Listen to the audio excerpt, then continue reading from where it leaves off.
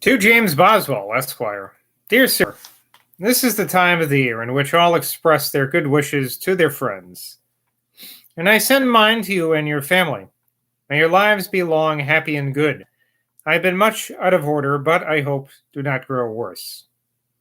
The crime of the schoolmaster whom you are engaged to prosecute is very great, and may be suspected to be too common.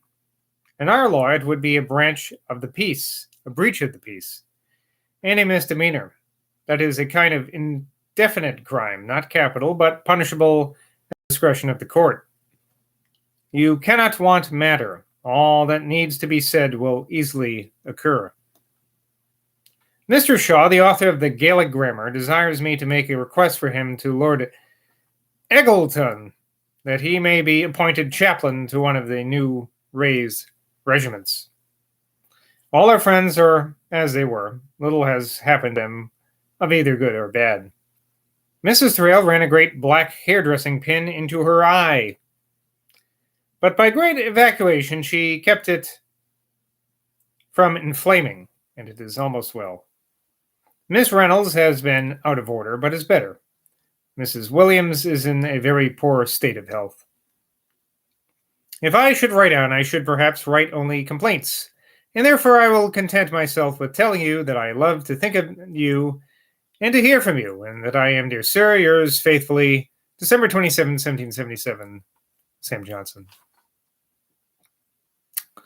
To Dr. Samuel Johnson, Edinburgh, January 8th, 1778. Dear sir, your congratulations upon a new year are mixed with complaints. Mine must be so too. My wife has for some time been very ill, having been confined to the house these 3 months by a severe cold attended with alarming symptoms. In brackets it says here, "Here I gave a particular account of the distress which the person upon every account most dear to me suffered, and of the dismal state of apprehension in which I now was, adding that I never stood more in need of consoling philosophy." Ended bracketed part. Did you ever look at a book written by Wilson, a Scotsman, under the Latin name of Valesius, according to the custom of literary men at a certain period? It is entitled De Anima Tranquillitare, concerning peace of mind. I earnestly desire tranquillity. Bona res quaes. Peace of mind is good. But I fear I shall never attain it, for when unoccupied, I grow gloomy, and occupation agitates me to feverishness. I am, dear sir, your most affectionate, humble servant, James Boswell.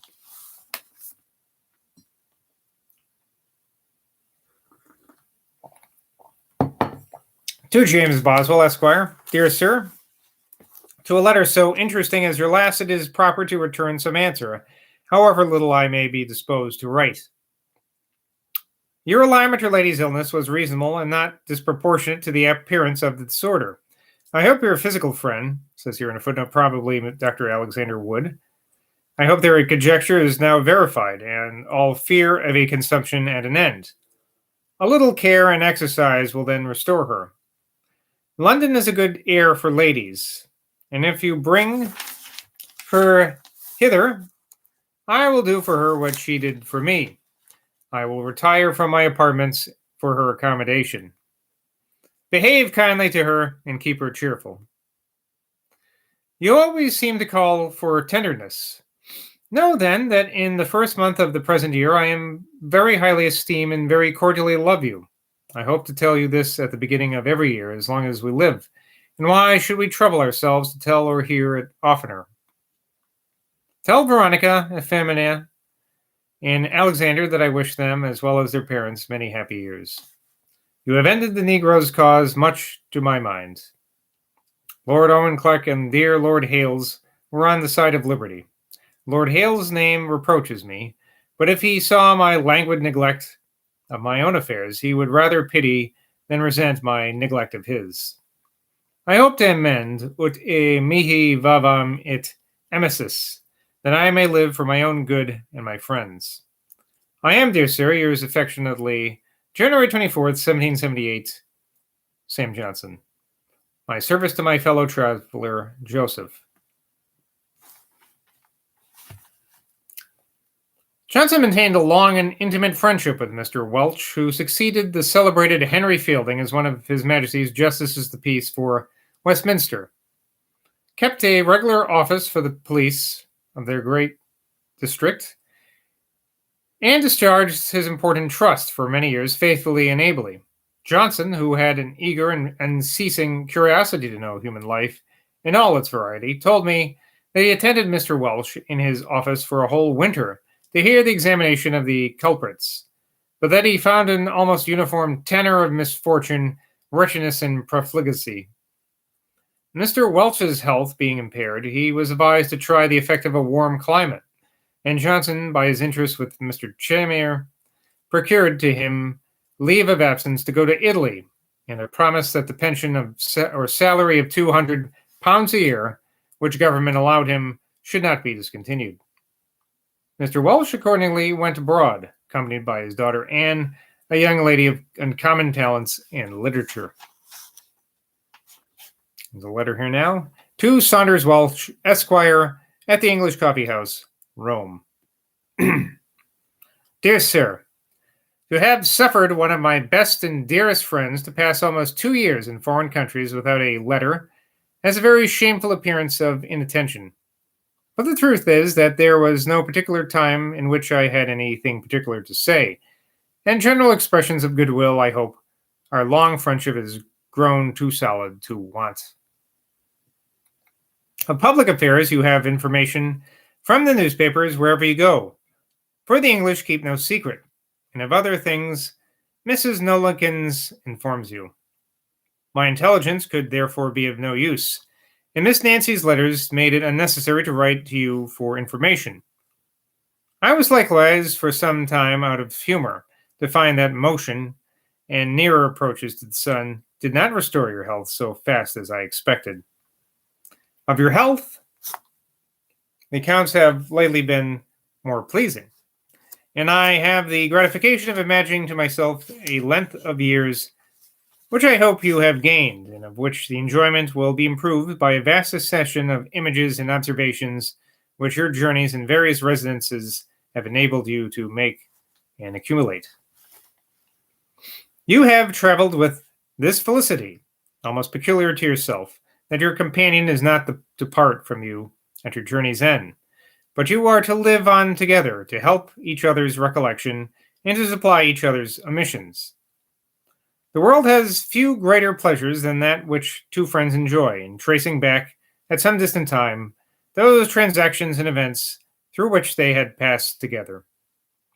One of the old man's miseries is that he cannot easily find a companion able to partake with him of the past. You and your fellow traveler have this comfort in store, that your conversation will be not easily exhausted. One will always be glad to say what the other will always be willing to hear. That you may enjoy this pleasure long, your health must have your constant attention. I suppose your purpose to return this year. He's proposed to return this year. There is no need to haste. Do not come hither before the height of summer, that you may fall gradually into the inconveniences of your native clime. July seems to be the proper month. August and September will prepare you for the winter. After having traveled so far to find health, you must take care not to lose it at home. I hope a little care will effectually preserve it. Miss Nancy has doubtless kept a constant and copious journal. She must not expect to be welcome when she returns, without a great mass of information. Let me review her journal often, and set down what she finds herself to have omitted, that she must trust to memory as little as possible, for memory is soon confused by a quick succession of things, and she will grow every day less confident of the truth of her own narratives, unless she can recur to some written memorials. If she has satisfied herself with hints instead of full representations, let her supply the deficiencies now, while her memory is yet fresh, and while her father's memory may help her. If she observes this direction, she will not have traveled in vain, for she will bring home a book with which she may entertain herself to the end of life. If it were not now too late, I would advise her to note the impression which the first sight of anything new and wonderful made upon her mind. Let her now set her thoughts down as she can recollect them, for faint as they may already be, they will grow every day fainter. Perhaps I do not flatter myself unreasonably when I imagine that you may wish to know something of me. I can gratify your benevolence with no account of health. The hand of time or of disease is very heavy upon me. I pass restless and uneasy nights, harassed with convulsions of my breast and flatulencies at my stomach. And restless nights make heavy days. But nothing will be mended by complaints, and therefore I will make an end. When we meet, we will try to forget our cares and our maladies, and contribute as we can to the cheerfulness of each other. If I have gone with you, I believe I should have been better, but I do not know that it was in my power. I am, dear sir, your most humble servant, February 3rd, 1778, Sam Johnson.